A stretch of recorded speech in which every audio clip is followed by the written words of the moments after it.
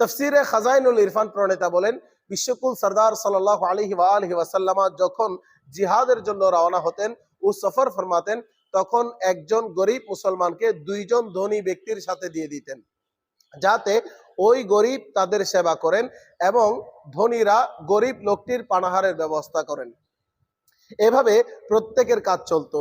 একই নিয়মে হযরত সাইয়েদনা সালমান রাদিয়াল্লাহু তাআলা আনহুকে দুজন ধনী লোকের সাথী করা হলো।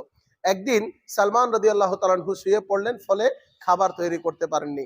এমত অবস্থায় ধনী লোকেরা সালমান রাদিয়াল্লাহু তাআলা আনহুকে খাবার তালাশ করার জন্য রাসূল সাল্লাল্লাহু আলাইহি ওয়া আলিহি ওয়াসাল্লাম এর দরবারে প্রেরণ করলেন। হুজুরের রান্না কার্যের সেবক ছিলেন হযরত সাইয়েদনা উসামা রাদিয়াল্লাহু তাআলা আনহু।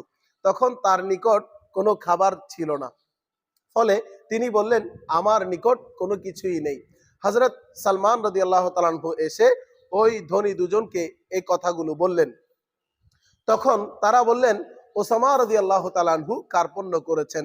যখন তারা হুজুর করিম সাল্লাল্লাহু আলাইহি ওয়া আলিহি ওয়াসাল্লাম এর দরবারে হাজির হলেন, তখন হুজুর সাল্লাল্লাহু আলাইহি ওয়া আলিহি ওয়াসাল্লাম ইরশাদ ফরমালেন, আমি তোমাদের মুখে মাংসের রং দেখতে পাচ্ছি। তারা আরজ করলো, আমরা তো কোনো মাংসই আহার করিনি ইয়া রাসূলুল্লাহ। তখন হুজুর করিম সাল্লাল্লাহু আলাইহি ওয়াসাল্লাম ফরমালেন, তোমরা গীবত করেছো, আর যে কেউ মুসলমান এর গীবত করেছে সে মুসলমানের মাংস খেয়েছে। এত প্রেক্ষিতে আল্লাহ পাক রব্বুল আলামিন ইরশাদ করলেন, আইয়ুহিব্বু আহাদুকুম, তোমাদের মধ্যে কেউ কি এ কথা পছন্দ করবে, আইয়াকুলা লাহমা আখিহি মাইতাতান, সে তার আপন মৃত ভাইয়ের মাংস ভক্ষণ করবে, ফাকারিহতুমুহু, বস্তুত এটা তোমাদের নিকট পছন্দনীয় হবে না।